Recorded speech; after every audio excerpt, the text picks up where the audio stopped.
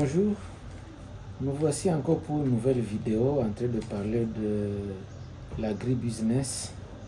Et qui dit agribusiness, c'est-à-dire nous parlons de l'agriculture, nous parlons de l'élevage, nous parlons de tous les aspects de mindset qui vont vous aider à développer des activités dans le domaine agricole, dans le domaine même de l'élevage, mais aussi dans le domaine de la transformation de vos produits d'élevage ou d'agriculture.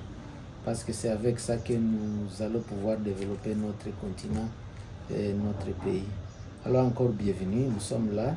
Nous avons développé un certain nombre de vidéos sur la quiniculture, c'est-à-dire l'élevage de lapins.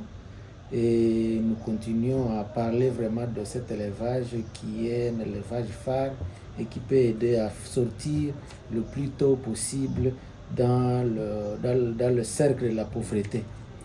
Alors aujourd'hui nous allons parler d'un élément, un sous-produit du lapin. C'est-à-dire nous allons parler de crottes et des urines de lapin.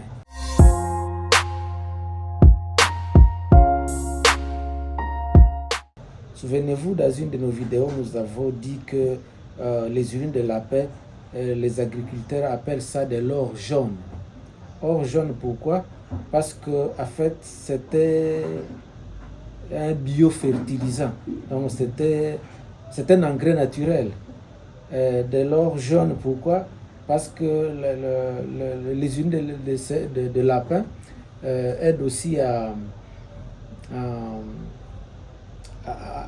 sont utilisés comme de pesticides, donc pour chasser les insectes, les nuisibles pour les plantes. Et donc on ne peut pas donc faire l'élevage de lapins sans songer à faire ne fût-ce qu'un jardin potager, si on ne peut pas faire une agriculture à une grande échelle, une agriculture dans le cadre de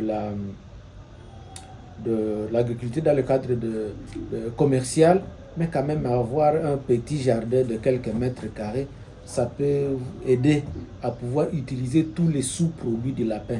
Parce que souvenez-vous, nous avons dit que pour les lapins, on utilise tout. La peau et la fourrure est utilisée dans le domaine de la transformation pour fabriquer des sacs à main, des habits, des ceintures, ainsi de suite. Hein? Il y a aussi la viande qui peut être transformée de plusieurs façons, qui peut être consommée de plusieurs manières. On peut boucaner ça, on peut manger ça frais, on peut sécher ça, on peut transformer ça, manger ça, donc, comment dire, frire ça. Hein? Donc ça peut être utilisé de plusieurs manières. On peut en faire des saucisses de lapin. On peut faire donc c'est beaucoup de choses avec la viande de lapin. Alors, il y a maintenant ces urines, ces crottes qui sont utilisées dans l'agriculture et l'élevage, mais ça peut aussi nous aider à produire de l'énergie, notamment en faisant le compost, en faisant donc le biogaz, la méthanisation des urines et des crottes de lapin. Ça peut vous produire aussi de l'énergie. Et à la fin de la chaîne, utiliser ça maintenant comme biofertilisant et comme donc pour aider à fertiliser donc la terre de manière biologique. Parce que nous sommes en train de prôner la fertilisation des sols par des moyens biologiques, parce qu'en fait les produits chimiques ont des effets néfastes sur la santé, mais aussi les produits chimiques ont des effets néfastes sur l'environnement, notamment parce qu'ils détruisent le sol.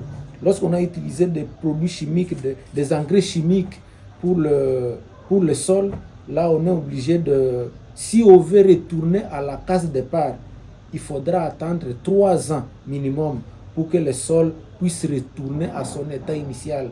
Donc même si vous arrêtez à utiliser les engrais aujourd'hui et que vous plantez dans une année, les aliments qui seront produits ne seront pas considérés comme des aliments biologiques.